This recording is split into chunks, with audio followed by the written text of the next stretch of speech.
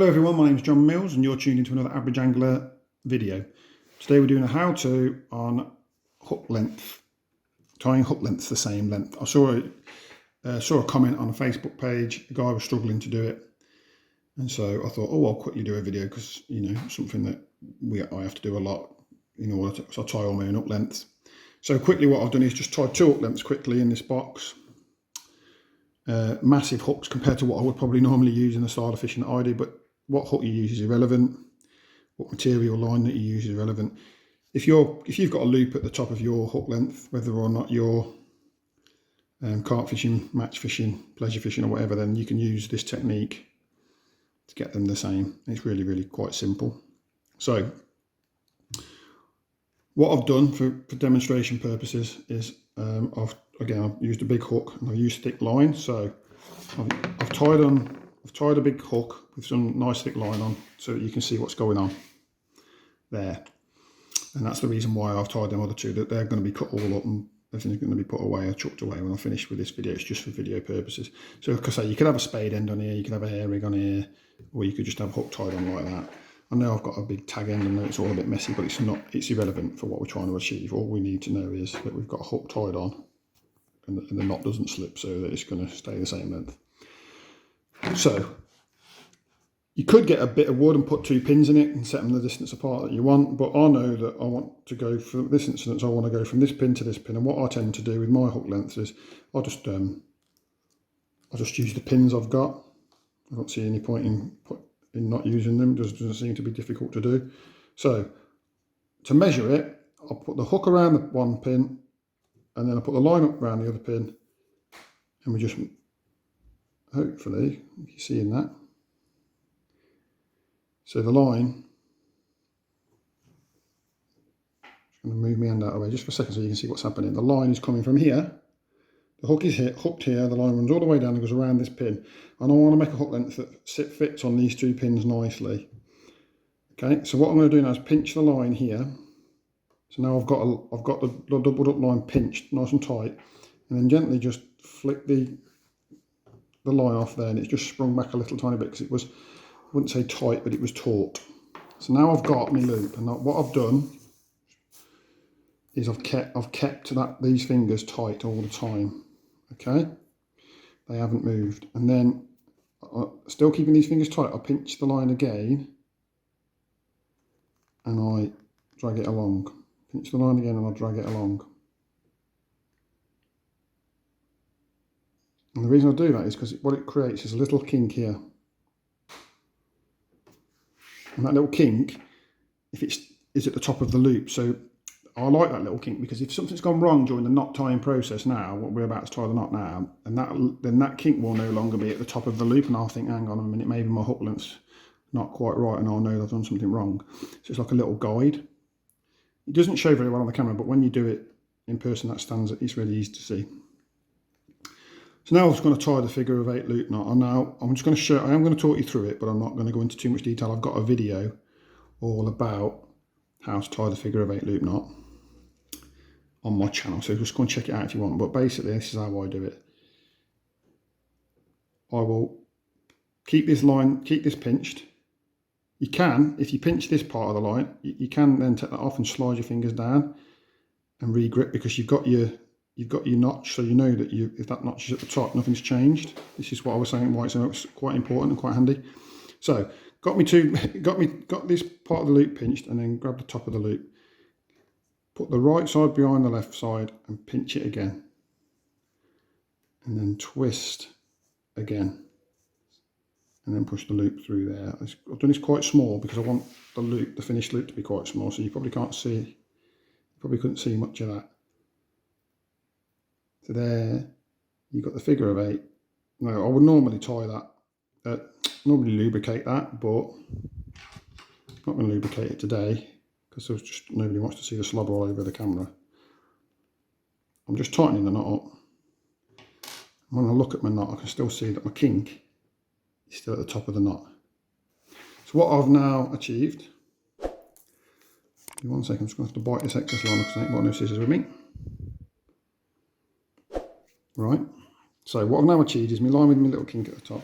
So I now know that that distance from there to there should be the same as it was before, but it will actually be slightly shorter than what we measured it because we've tied a knot here. So if you think about it, if you get a piece of string or a piece of line and tie a knot in it, it gets a bit shorter than what it did originally. That's not a bad thing, because if this is a millimetre or two shorter than the distance between the pins, which it will be when we offer it up in a second, I'm confident of that, I've done this 1,000 times, it means we can use that little bit of stretch that's in the mono and we can pull it over. Okay. If you were tying a braid hook length, you might have to experiment with perhaps just when you measure it, just give yourself a little bit of slack because the braid won't stretch so well. But also the braid doesn't shorten so much because its diameter is so thin. It doesn't affect it so much when you tie a knot in it. So let's see how we've got on. Put that there, slide that to there. I'm hoping on the camera, I'm just going to try and focus, that you can see that we are, hard to grab the knot, just a few millimetres short of where we need to be, which is great because what I do now is grab the knot and just stretch it, and I'll just press on the line and it just pops over the top, and then we slide it down. And you may also notice that although I've done 3 loops by hand, they're all almost identical in size. That's because I'm just practiced at doing the loops, and so I'm practiced at how big I do it, and it's just become, because I've done it 1,000 times and repeated it, they all end up roughly the same size, my loops, within say 3 or 4 millimetres, so I don't worry too much. I'm not a big worrier about the loop size. However, some people are worriers about the loop size, and there may be something in it, and maybe in your fishing you would like to have your loops a certain size for a specific reason. So going now to add a little piece onto this video, all about how to get these loops the same size. Right then, so we're now looking at how do we get our loops the same size. We've already worked out how to make our hook lengths the same length, but we want to make our loops the same, or maybe we do, maybe we don't. Here's a little tool I've made to help me. You can buy these tools. They come in different sizes. You can get them from the tackle shop. They're usually plastic. But I've just made this one because I don't have one. I've not got a problem with buying one, but I just don't have one to show you. So I've made this out of a bit of a copper. It's a piece of copper bent into a U, one leg shorter than the other, and that's on purpose. Okay, and what's going to control the size of our loop is the distance between the 2 legs. So if the legs are closer together, the loop is smaller. If the legs are further apart, the loop is bigger. You'll see how that works in a second. Let's move it out of our shot. So I'm just going to quickly tie figure of 8 loop knot in front of you. Again, as I said before, I'm not going to discuss too much about how it's tied. I just want to tie it. Sorry, I've got a video that shows you how to tie them in the detail if you need it. Okay, so I've just tied that up quickly. And as you can see there, if you look at the knot in detail, hopefully it won't spring open, we've got the loop, the part that's going to be the loop, and then we've got the actual figure of 8 itself, which is the part that's going to be the knot. What I like to do, or what's best to do, is put the longer leg through the loop and put the shorter leg through the 8, through the top of the 8, not the bottom of the 8, nearly, not through this part, but through this part at the top. We don't want to go through that hole, we go through that hole with the shorter leg and the longer leg into there. Okay, and then make sure that we pull this loop, this tight against there, and then you start pulling the main line and well, basically the 2 tag ends. So what you end up with is it looking like that. So you can see now this is going to be your loop. That's your knot. You're not quite tighten up because it's around this peg, but that's the point. As you try and tighten it, it slides the knot right up to the right point, and it just controls where that knot's going to tighten.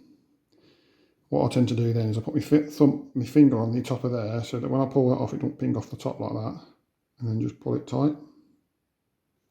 That last little bit, nice and tight. I'll be quite aggressive with that because it thick line, it needs to be aggressive to get it done. So that's how you get a loop the same size every time.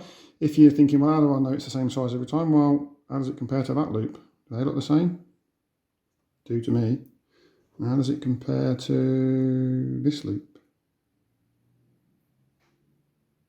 Oh, they're the same as well. So 2 more loops there. In fact, there's even another one here. Same size again. That's because I've just been doing it. I've just done a few takes on this to work out what's the best camera angle so that you guys can see the video properly. So hopefully that demonstrates that, you know, you can get loops all the same size. As I said before, if you want a bigger loop, you can make another tool with wider legs on, more spread legs. You want a smaller loop, then why not go with 2 legs really close to one another. So I hope that's helped somebody. So we now, you know, this video now shows you how to tie hook length, the right length, and how to get your loops all the same. Brilliant. Have a great day, guys.